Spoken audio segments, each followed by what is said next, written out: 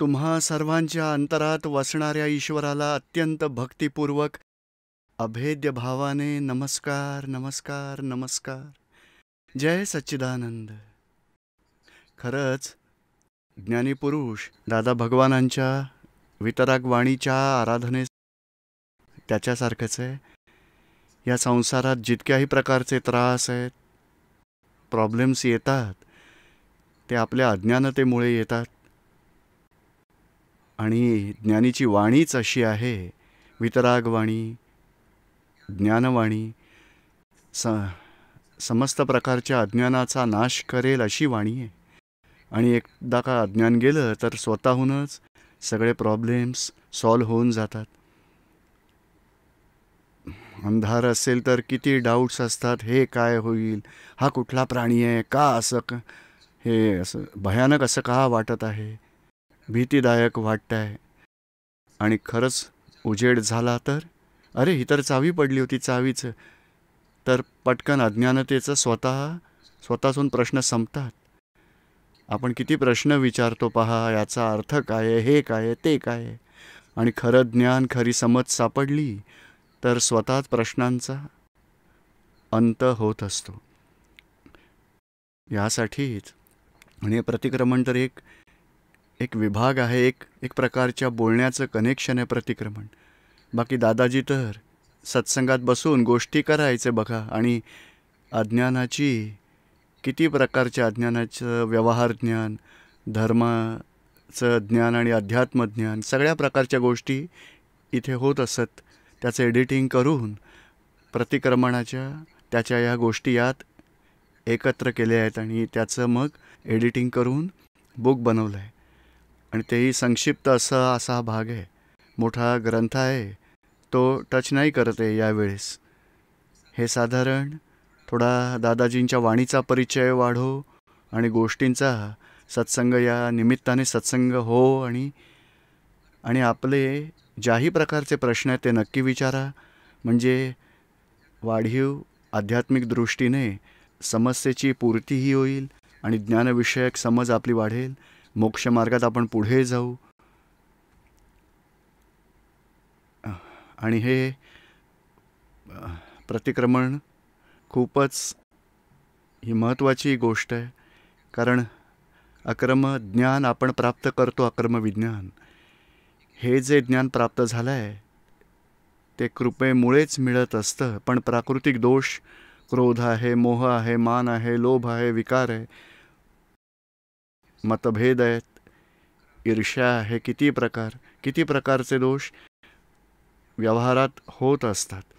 इच्छा नसतानाही त्यावेळेस या प्रतिक्रमणाचा आधार घेऊन आपण चुकांसाठी माफी मागत असतो, पश्चाताप करतो, क्षमादान घेतो आणि हळूहळू दोषांपासून आपण मुक्त होत असतो. तर कुठल्या प्रकारे प्रतिक्रमण करायला हवं, कशाचं प्रतिक्रमण करायला हवं, कसं प्रतिक्रमण करायला हवं. आणि फक्त प्रतिक्रमण हाच शब्द नाही आहे. आलोचना, प्रतिक्रमण आणि प्रत्याख्यान या प्रकारे चूक झाली त्यासाठी मनापासून पश्चाताप मागतोय, क्षमा मागतोय आणि अशी चूक न करण्याची शक्ती द्यावी हा निश्चय करतो. तर या 3 प्रकारे दोषाला आपण मनापासून प्रकट करतो, उघडं करतो, पश्चाताप करतो आणि पुन्हा न करण्याचा निश्चय करतो. त्यानेच आपल्या दोषाचा एक लेयर, एक आवरण संपेल. पण दोष तर अनेक प्रकारचे आहेत आणि खूप आवरणवाले आहेत. हळूहळू एक दोष संपवत निर्ग्रंथ आणि वितराग पद प्राप्त करण्याचं ध्येय आहे, तिथपर्यंत पोहोचू शकू. यासाठी या खूपच समजण्यासारख्या गोष्टी आहेत. प्रतिक्रमण आपण थोडं पारायणाद्वारे आपण म्हणजे दादाजींच्या वाणीचं आराधनही करू आणि काही डिटेलमध्येही थोडं स्टडीही करू आणि थोडेसे प्रश्न जे याच लाईनवर असतील तर खूप चांगले आहेत. तर मग आपल्या आयुष्यात ज्या काही आपल्या समस्या आहेत त्याबद्दलही प्रश्न तुम्ही विचारू शकता. वाचायला सुरुवात करूया आता. प्रतिक्रमणाचे यथार्थ स्वरूप. मुमुक्षू मनुष्याला या जीवनात मुख्य रूपाने काय करायला हवे. दादाश्री, मनात जसे असेल अशी वाणी बोलणे, असे वर्तन करणे. आम्हाला जे वाणीने सांगायचे आहे आणि त्यासाठी मन वाईट असेल तर त्याचे प्रतिक्रमण करायचे आहे. हे सिंपल आहे. दादाजी इथे सांगतात. ह्याचा अर्थ तर खूप खोल आहे, पण एक सामान्य माणूस, अजाण माणूस, अज्ञानी माणूस मुमुक्षु आहे की आपल्याला जीवनात प्रामुख्याने काय करायला हवं. पहिल्या पानावरच दादाजी सांगतात, जसा मनात विचार करतो तशीच वाणी बोला, तसंच वर्तन ठेवा. पण ही काळाची ही विचित्रता आहे की मनात विचार वेगळे येतात, बोलताना काही वेगळ्या प्रकारचं बोलतो आपण आणि वर्तन तिसऱ्याच प्रकारे करतो. तोच विकृतीवाला आहे, कपटवाला काळ आहे आणि तोच दोष म्हणवला जातो. तेव्हा मग तोंडाने बाहेर गावाहून पाहुणे आले तर आपण तोंडाने म्हणून या या या या या, मनात म्हणेल आत्ता नेमके कुठून आले इथे.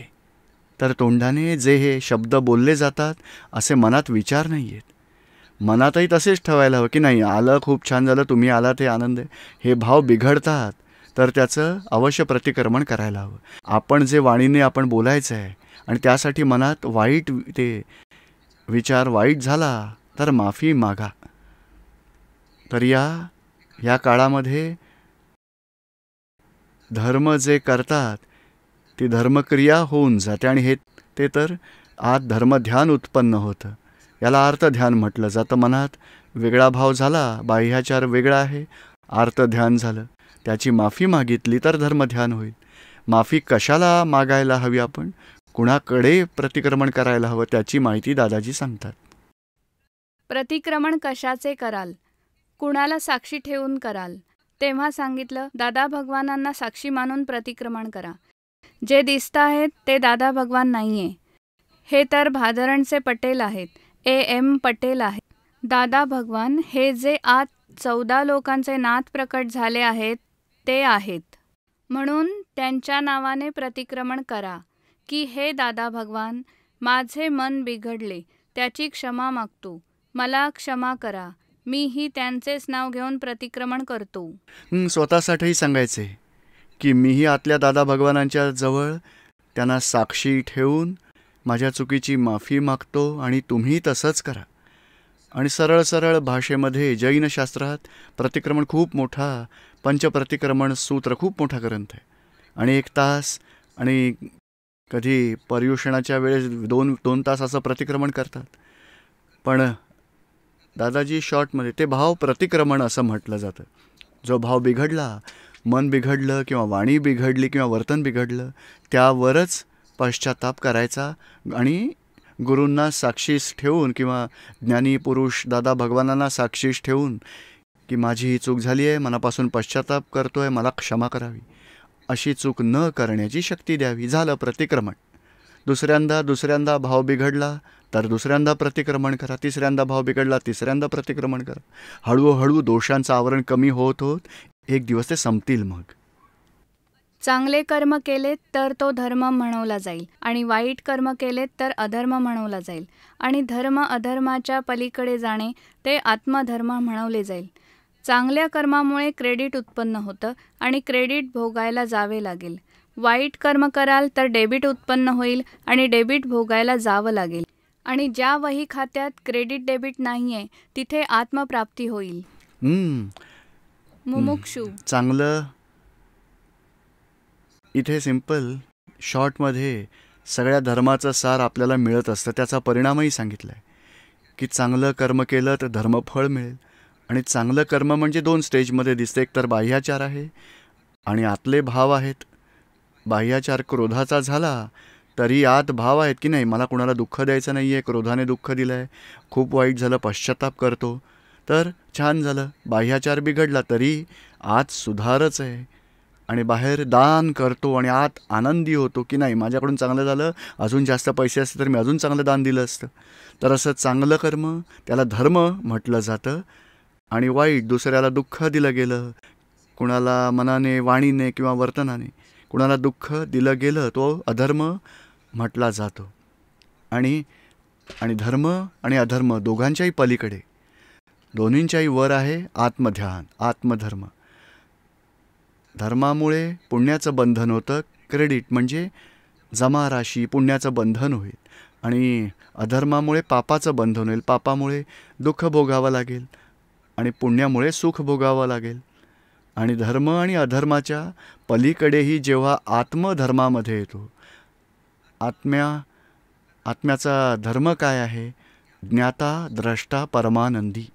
तर आत्मधर्मामध्ये आलात तर मग पाप आणि पुण्य दोन्ही बांधले जात नाहीत आणि मग कर्मच बांधलं नाही जाणार आणि मोक्ष गती प्राप्त होईल. हे पुण्य बांधणं, वाईट सोडणं आणि चांगलं करणं, त्याला शुभ मार्ग म्हटलं जातं, धर्म म्हटलं जातं. आणि अशुभ म्हटलं जातं, दुसऱ्याला दुःख दिलं गेलं, दुसऱ्याचं नुकसान केलं. आणि ज्ञाताद्रष्टा म्हणजे आत्मा, मी आहे, आत्मा आहे आणि सगळ्यांना आत्म्याच्या रूपात पाहिलं, तिथे आहे आत्मधर्म. तिथे पुण्य पाप दोन्ही बांधलं जात नाही. आणि शेवटी मग ultimate goal of the life हेच आहे, जीवनाचं अंतिम ध्येय, की मला आत्मरूप व्हायचं आहे आणि पुण्य आणि पाप दोन्हीपासून मुक्त व्हायचं आहे. लोक चांगलं करा, चांगलं करा, चांगलं करा, त्याला धर्म म्हणतात. बस तोच आत्मा आहे, बस त्यानेच मोक्ष मिळणार. खरं नाही आहे. चांगलं करण्यामुळे पुण्य साठेल आणि पुण्यामुळे पुन्हा दुसऱ्या भवसंसारात यावंच लागेल. पुण्यामुळे सुखशांती संपत्ती भोगावीच लागेल. आणि त्याच वेळी पुन्हा अज्ञानता तर आहेच आहे. आत्मस्वरूपाचं ज्ञान नाही, त्यावेळी राग किंवा द्वेष किंवा मोह किंवा सुख अनुभवायच्या वेळी मोह वाढत असतो. दुःख अनुभवल्यामुळे तिरस्कार, द्वेष, वैराग्य वाढतो. पुन्हा नवी कर्मबीज टाकली जातात आणि त्यामुळे जन्मजन्मांतराची चक्कर चालूच राहते. म्हणजे शेवटी आत्मधर्मामध्ये येणं ते ध्येय ठेवायला पाहिजे. आणि ते ज्ञानी पुरुष मिळाले, प्रत्यक्ष ज्ञानी, तरच आत्मप्राप्ती होते. हे जाणणं ह्यालाच अध्यात्म म्हटलं जातं. हे संसारात जे बोललं जातं मी धर्म करतो, बस ते अध्यात्म आणि धर्म ह्यामध्ये खूप अंतर आहे. वाईट सोडून चांगल्यामध्ये येणं त्याला धर्म म्हटलं जातं आणि पाप आणि पुण्य, चांगलं वाईट, धर्म अधर्माच्याही पलीकडे जाऊन आत्मप्राप्ती करणं त्याला अध्यात्म म्हटलं जातं. अध्यात्मामध्ये कर्मबंधन नाही आहे आणि पाप पुण्याचं बंधन तर धर्मातच आहे. मुमुक्षू, या संसारात आलो तर कर्म तर करावेच लागतील ना? जाणता अजाणता वाईट कर्म झालेत तर काय करावे? दादाश्री, झालेत तर त्याचा उपाय असेलच ना मग? नेहमी वाईट कर्म झालेत तर तात्काळ पश्चाताप होतो आणि मनापासून सिन्सिरिटीने पश्चाताप करायला हवा. पान नंबर 2. पश्चाताप केल्यानंतर पुन्हा असं झालं तर त्याची काळजी नका करू, पुन्हा पश्चाताप करायला हवा. त्यामागे काय विज्ञान आहे तुमच्या लक्षात येत नाही म्हणून तुम्हाला असं वाटलं की हे पश्चाताप केल्यावर ही बंद नाही होत. का बंद नाही होत? त्यामागेही विज्ञान आहे. म्हणून तुम्ही पश्चाताप करत राहा. सच्चा दिलाने पश्चाताप करणाऱ्याचे सगळे कर्म धुतले जातात. वाईट वाटले म्हणून पश्चाताप करायलाच हवा. इथे मुख्य गोष्ट ही येते की संसारात अजाणतेपणेही वाईट कर्म होऊन गेली तर काय करायचं. जेव्हा लक्षात येतं वाईट म्हणजे कशाला म्हणाल वाईट कर्म, कुणाला दुःख झालं, आपण चांगल्यासाठी क्रोध करतो तरी वाईट कर्म म्हटलं जाईल. चांगल्यासाठी रागावतो नोकराला, तेही वाईट. दुसऱ्याला दुःख झालं, चांगलं आहे वाईट आहे, खरं आहे खोटं आहे, पण दुसऱ्याला दुःख झालं ते सगळं वाईट कर्म म्हटलं जाईल. आपण कितीही खऱ्या गोष्टींसाठी आग्रह ठेवला आणि दुसऱ्याला दुःख झालं तरी वाईट होईल. ते चांगला व्यवहार करण्यासाठी आग्रह ठेवला तरी दुःख झालं दुसऱ्याला तर झालं वाईट कर्म.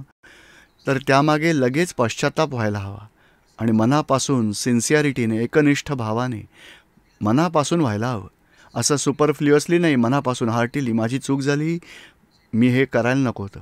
हे मनापासून झाल्यामुळे सगळी बीजं जळून जातात. जे दोष झाले त्याची बीजं, हे खरं तर हा जो व्यवहार दिसतो ना 5 इंद्रियांनी, ते कर्मफळ आहे आणि कर्मफळ भोगण्याच्या वेळेस सूक्ष्मात कर्मबीज पडतात.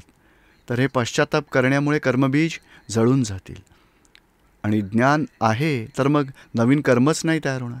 आणि अज्ञानदशेत पश्चाताप करतो तर त्याचं शुद्ध कर्माचं बीज पडेल कारण मी केलं प्रतिक्रमण तेही अज्ञानातेचंच एक स्वरूप आहे. कारण हे दोष करणारा आत्मा नाही आहे, दोषाची माफी मागणाराही आत्मा नाही आहे. दोष करणारा आणि दोषाची माफी मागणारा तो मूळ आत्म्यापासून विलग आहे. जोपर्यंत आत्मजागृती नाही आहे तोपर्यंत हे असंच वाटेल की मी चूक केली आहे, मीच माफी मागतो आहे, आणि ते बरोबर आहे. त्याने चुका कमी होत जातील आणि शुभव्यवहार वाढत जाईल. आणि आत्मज्ञानानंतर विलगपणाची जागृती ठेवतात. मी शुद्धात्मा आहे आणि दीपक फाईल नंबर 1कडे प्रतिक्रमण करवतो. आणि इथे एक प्रश्न पुन्हा पुन्हा उपस्थित होतो की इतके सारे पश्चाताप केले, एवढी क्षमा मागत राहिलो, तरीही पुन्हा पुन्हा या चुका का होत असतात? तर दादाजी म्हणतात याच्या मागे विज्ञान आहे. त्याच्याबद्दल तुम्हाला आत्ता कळणार नाही आहे, पण हळूहळू समजेल.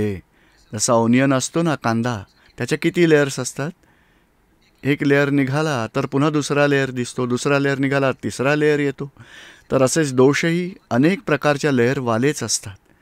समजा की कुणी अपमान केला तर त्याच्या तोंडावर आपण एक शब्दही बोलू शकलो नाही, पण मनात तर असं आहे तसं आहे, मी बघूनच घेईन, माझी वेळ येईल ना तेव्हा मी त्याला सगळं ऐकवणार आहे.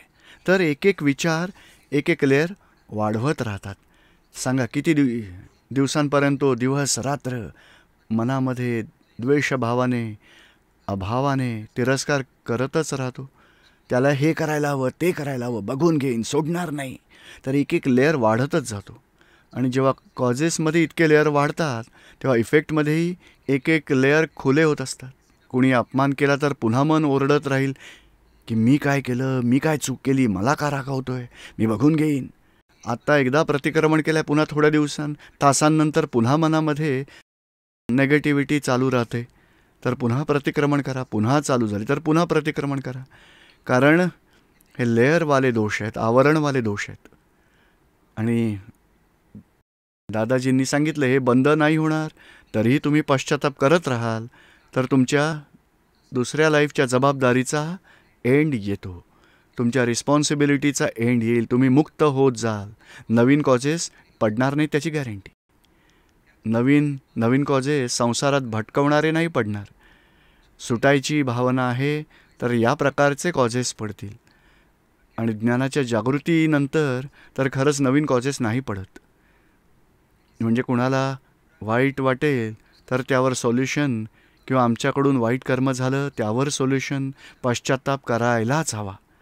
आणि केला नाही तर आणखीन खूप खूप सारी कर्माची आवरणं वाढत जातील अज्ञानतेमुळे. आणि तीच स्थिती आपली झाली आहे. इतक्या अवतारांपासून आपण कधी चुकांसाठी पश्चाताप केलाच नाही. आवरण वाढत वाढत कलियुगापर्यंत येऊन गेली आहेत 5व्या आर्यात. आणि आताचे दोष किती एक एक, कुणीही काही जरा धक्का दिला किती सारे नेगेटिव्ह स्वतःमध्ये उभे राहतात. आपली इच्छाही नाही, इतकं का मन ओरडत राहत आहे, बुद्धी सगळं नेगेटिव्ह सांगत राहते. पण सगळे दोष इथवर भरलेले आहेत असे आहे. जरा दखल दिली गेली खूप उग्रता मग वाढत असते. तरीही दादाजींचं ज्ञान प्राप्त झाल्यानंतर सगळ्या लोकांचा अनुभव आहे, प्रतिक्रमण करत करत करत करत करत 2-4 वर्षात 5 वर्षानंतर पाहिलं तर अनेक प्रकारचे दोष कमी होऊन जातात. आत एक प्रकारची शांतता नांदते. आणि नंतर कोणी दखल दिली किंवा डिस्टर्ब केलं तर आपण तेवढे एक्साईट होत नाही, उग्र होत नाही, आपण दुःख देत नाही. आपल्याला जागृती राहते की चूक झाली आहे, त्याचा दोष नाही, माझा हिशोब आहे, निमित्त निर्दोष आहे. म्हणजे ज्ञानानंतर नवीन कर्माची आवरणं येत नाहीत आणि जुनी कर्म प्रतिक्रमणाने धुतली जातात. तर आपण ओझ्यापासून हलके होत जातो. मग प्रश्न करता, शरीराच्या धर्माचे आचरण करतो तर त्याचे प्रायश्चित्त करावे लागतील? दादाश्री: हो, नक्कीच. जोपर्यंत मी आत्मा आहे असे भान होत नाही तोपर्यंत पश्चाताप न होण्याचे कर्म जास्त चिकटतील. पश्चाताप केल्याने कर्माचे बंधे ढिले होऊन जातात, नाहीतर त्या पापाचे फळ फार वाईट येते. माणूस पण ही जाऊ शकते, आणि माणूस असला तरी ही त्याला अनेक प्रकारचे कष्ट भोगावे लागतील. खाण्याची, पिण्याची, मान, प्रतिष्ठा तर कधी कुठे दिसतच नाही, सदैव अपमान. म्हणून हे पश्चाताप आणि अन्य क्रिया कराव्या लागतात. याला परोक्ष भक्ती म्हणतात. जोपर्यंत आत्मज्ञान नाही होत तोपर्यंत परोक्ष भक्ती करणं गरजेचं आहे. नाही, या संसारात व्यवहारात नोकरी आहे, व्यवसाय आहे, पती पत्नी राहतात, आई वडील मुलं आहेत. कुठे ना कुठे व्यवहार धर्मात करत करत अनेक प्रकारचे दोष होतच राहतात. सामान्य ब्रश केलात ती चूक नाही म्हटली जाणार. ब्रश करताना पाणी येत नाही किंवा लवकर कर ना, हे कर, चहा ठेव ना माझा, तू लक्ष ठेवत नाहीस. काही ना काही द्वेषभाव झाला म्हणजे क्रोध, मान, माया, लोभ, राग, द्वेष, अभाव, तिरस्कार, तिथे सूक्ष्मामध्ये दोष होत राहतात. अज्ञानतेने होतच राहतात. ब्रश केला जाईल, विचार तर चालू आहेत, बॉस तर इतका तापट आहे, जरा लेट झालो तर त्याचं डोकं आउट होत असतं, लवकर पोचावं लागेल, घाई करूया, माझा चहा ठेव ना, मला आता बस निघायचंच आहे, मला लवकर ऑफिसमध्ये पोचायचं. तर हे रागद्वेषवालं आतमध्ये चालूच राहतं मशीन. आणि तेच जोपर्यंत अज्ञानता आहे तोपर्यंत रागद्वेषामुळे कर्म चिकटत राहतात. कारण मी दीपक आहे, मी चंदू आहे, मी केलं, हे अज्ञानच निरंतर कर्म चार्ज करत राहतं. आणि पश्चात्ताप जर नाही केला, बॉससाठी सगळं निगेटिव्ह झालं, वाईफसाठी निगेटिव्ह झालं, बसमध्ये चढताना बसवाला लवकर काढतो, बस सगळी अगदी घाई करतो, लक्ष ठेवत नाही, पब्लिकला चढू नाही देत, मध्येच घुसतात, हे असे रागद्वेषवाले भाव होतच राहतात निरंतर. आणि कर्म खूप सारी चिकटतात मग. आणि जर पश्चात्ताप केला तर इतके चिकट कर्म नाही चिकटणार आणि कमी होत जातील. आणि या रागद्वेषांमुळे आणि पश्चाताप न करण्यामुळे दादाजी सांगतात की माणूस पण निघून जाईल, इतक्या प्रकारचं भारी कर्म बांधलं जातं. किंवा मनुष्यात पुन्हा जन्म जर झाला आणि रागद्वेष धुतले नाही तर अपमान, दुःख आणि म्हणजे पापकर्मामुळे खाण्यापिण्याचंही कष्ट, मानप्रतिष्ठेतही कष्ट आणि नेहमीच अपमान, म्हणजे किती प्रकारची दुःख सहन करावी लागतील अशी जीवनात कर्माची फळं येतात. आजही आपल्या जीवनात ज्याही प्रकारची दुःख येतात, रोग होतात, काही दुःख भोगावी लागतात, काही अपमान होतात, कधी पूर्वी प्रतिक्रमण न केलं त्यामुळे आपल्याला हेच उमजून घ्यायचं की मी चुका कुठल्या प्रकारच्या केल्या असतील, किती प्रकारच्या केल्या असतील, ह्यासाठी प्रतिक्रमण नाही केलं म्हणून आज पुन्हा फळं येत आहेत, अपमान किंवा दुःख किंवा नुकसान किंवा आपल्याला काही क्लेश होत राहतात. आणि आता पुन्हा निमित्ताला गुन्हेगार पाहू नका, आपल्या चुकांचं आपण प्रतिक्रमण करत राहू, निमित्ताला निर्दोष बघू, हळूहळू वाईट कर्म संपतील, संसारातही सुखशांती, मानसन्मान, प्रतिष्ठाही मिळेल आणि आत धर्मध्यान राहील तर मोक्षमार्गातही पुढे जाता येईल.